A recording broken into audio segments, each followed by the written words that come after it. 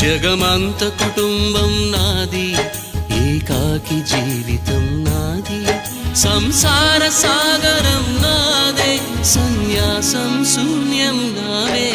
జగమంత కుటుంబం నాది, ఏకాకి జీవితం నాది.